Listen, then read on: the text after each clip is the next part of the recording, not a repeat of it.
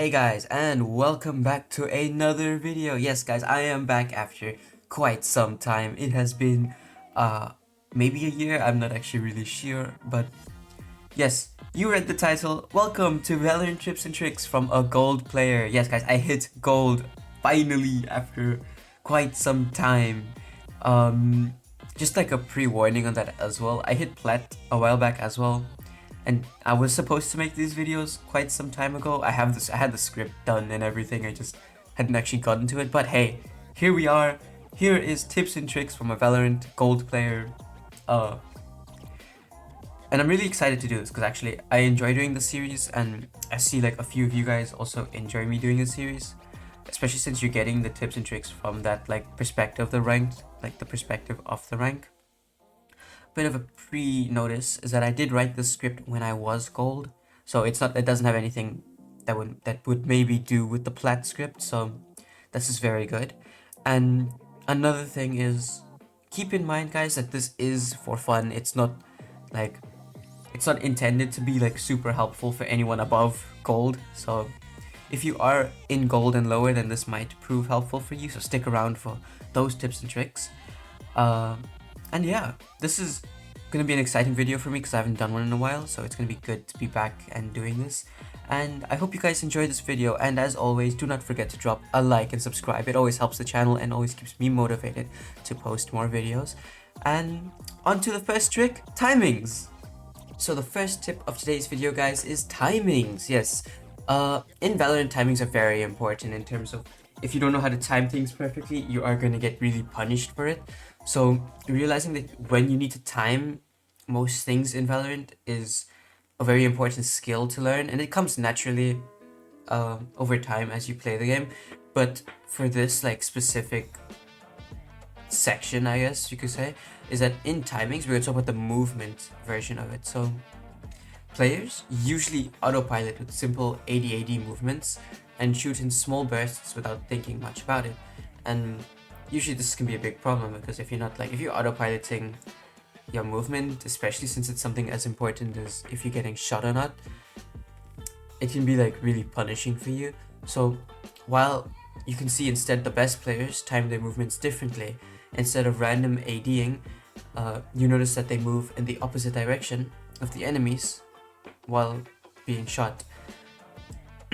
One way you can try and learn or try to fix this is by playing deathmatch and focusing on trying to move just before the enemy is about to shoot you, so that you bait them into shooting you and watch them miss like almost half their shots. Now, in gold, you will come across people who just crouch spray. If you just move and then stop and shoot their head, it's actually like really simple to do it, especially in gold and ranks lower than that.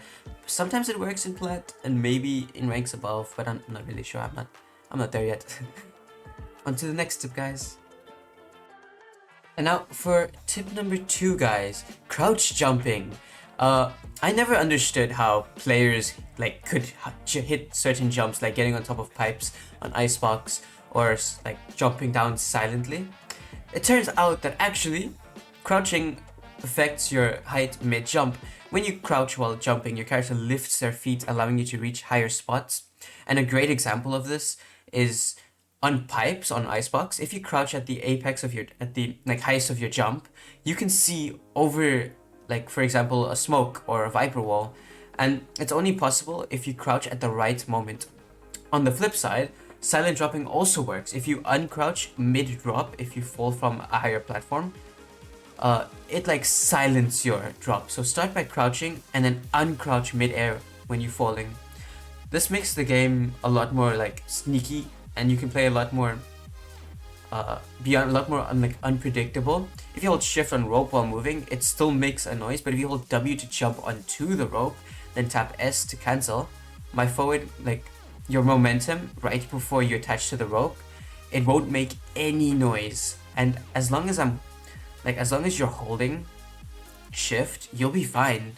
So use these mechanics in your games to just outsmart your enemy and just like play around it. So because many people don't actually use their ears in gold and lower. Maybe in gold they'll use it a lot more, but silver, bronze, I notice that people just have no mic headphones. So yeah, use this to your advantage, especially since you can shifting is such a powerful like mechanic in the game.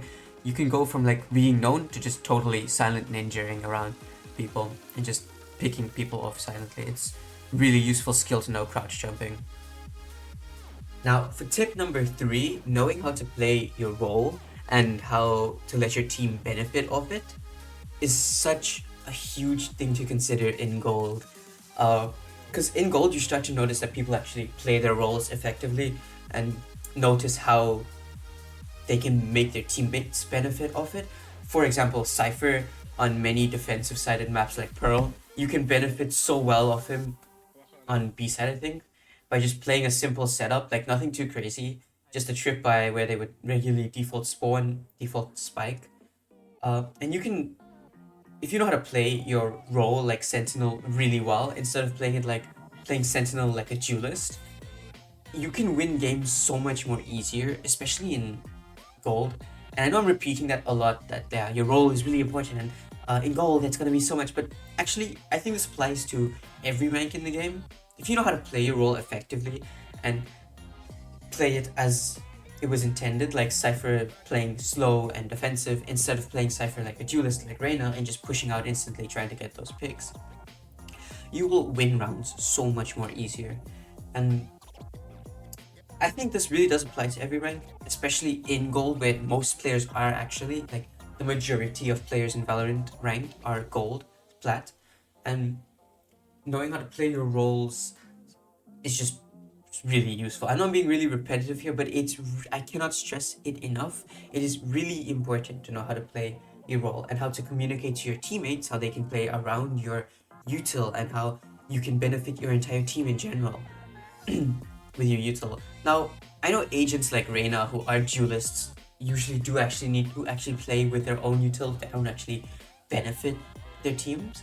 But Reyna's flash can also be used to just help your teammates enter site. Like, if you have a Phoenix or a Sky or literally anyone else with flashes, combine it with Reyna's and it just makes it unstoppable. Like, no one can dodge. Either they shoot the eye and then get flashed, or they just look away, but then you just peek at the same time. It's using your util as a team for your specific role. It's such a big like advantage for you and your team, and you'll notice you start winning a lot more. And now for tip number 4, everyone needs to learn how to IGL. Before I used to think that IGL could just rely on like aiming to rank up, but after I started watching like a lot of pro plays and seeing how people played like in higher ranked, I noticed that being the IGL is a lot more useful, and calling, like actively calling for utility and setting up plays to get open picks, it's like a lot better. And every role needs to communicate and make calls to some degree. Duelists should call like for utility to enter or take space. Sentinels need to like explain their setups and how players can play around, how their teammates can play around it, and also like how to set up lurks and hearing for like teammates. And especially initiators are like the most important when it comes to calling, since they rarely get any value from the utility. They need their like to time their abilities with their teammates and set up the rest of the team to take fights, so they don't rely to make their calls. Learning IGL even in the smallest way possible helped me rank up all the way to gold, which was really useful. And it comes really like, it's not natural. You have to like push yourself to actually get to, and you notice players who make more of those calls in your games actually perform a lot better in terms of how the team is playing and how the team is communicating. And if you also pay attention that people whose teams communicate a lot more often and actually have active comms end up winning games or have a higher chance of winning games, because playing with utility in your team, especially in gold, like people like don't really IGL. Like you get lobbies that have people who come, but it's pretty rare. But when you do, you notice that almost most of like half the time or more than half of the time, you actually win those matches. So learning how to IGL, especially in gold, is going to be very useful for you, and adapting to how the enemies are playing so that you can give those better comms for your team, it just gives you that bigger advantage. For our last tip number 5, this is actually going to be quite a common tip that you probably see in a lot of videos, but watch pro players. Like, this is actually a really good tip, especially for people who have like no idea what they're doing. If you watch people who are better than you, in your brain somewhere, you are like most likely going to pick up a few things from them, where your crosshair needs to be, how you should be playing slow, how you should be playing retakes, how to push in effectively, how to play with your teammates. Like, watching pro players like Tens, Demon One, Zelsis, Zekken, a lot of these players have like really good game sense and really good aim. So just watching them and learning from them can be a lot useful. And for anything, if you watch someone who's better than you and pick up things that they're doing, you most likely are going to improve in that section and uh, get a lot better at it. So, like, for these tips and tricks videos, you're not watching them just to like uh, not learn anything. You're watching them so that you can actually improve in the game. So watching players who are a lot better than you, like when people ask me, especially my friends who are a lot lower ranked than me, I usually tell them to watch me play and pick up a few things from me. Now it's a lot harder, I think, for a tip in terms of learning and watching someone play, because watching and then applying that is a lot harder than actually learning it from someone. Uh, Now, I'm not gonna say go and like hire a coach to teach you. Like, those are very useful, but I get that some people don't actually have the time to do it or don't really want to spend the money on it. So, I always recommend watching someone who's better than you play the game, even if it's a friend, and then you can ask for their perspective on how they thought they did the round and how they were playing it. Uh, it's always very useful to have. And yeah, that concludes the video, guys. So those are 5 tips from a gold player. I hope they were somewhat useful to you. Maybe not that useful for others, but for people lower, I hope so. And if you guys do want more content like this, or if you think that you would like to see me make another video, especially since I was thinking of making a second series for Agent for Noobs videos, which could be really fun to make as well, let me know. And don't forget to leave a comment, subscribe, and like the video. And I'll see you guys in the next one. Bye bye.